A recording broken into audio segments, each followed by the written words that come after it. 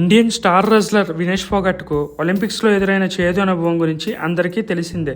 Olympics చరిత్రలో ఫైనల్స్కు చేరిన మొదటి భారతీయ మహిళా రెజ్లర్గా నిలిచి 24 గంటలు కూడా గడవక ముందే 50 కేజీల వెయిట్ లిమిట్లో కేవలం 100 గ్రాముల అధిక బరువు కారణంగా డిస్క్వాలిఫై అయిపోయారు.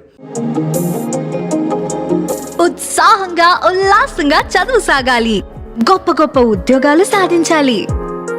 Vignan deemed to be university.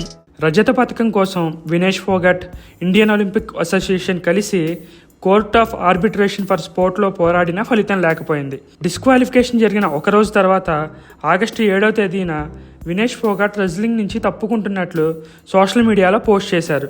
Olympic disqualification కారణంగా ఆమె రిటైర్మెంట్ ప్రకటించారు. ఇప్పుడు తాజాగా ట్విట్టర్లో వినేష్ ఫోగట్ మరో పోస్ట్ చేశారు. పరిస్థితులు మరో రకంగా ఉంటే 2032 వరకు ఆడాలని తాను అనుకున్నట్లు అందులో తెలిపారు. భవిష్యత్తులో ఏం జరుగుతుందో తాను చెప్పలేనని అన్నారు. దీంతో వినేష్ రిటైర్మెంట్ వెనక్కి తీసుకుంటారని వార్తలు వస్తున్నాయి.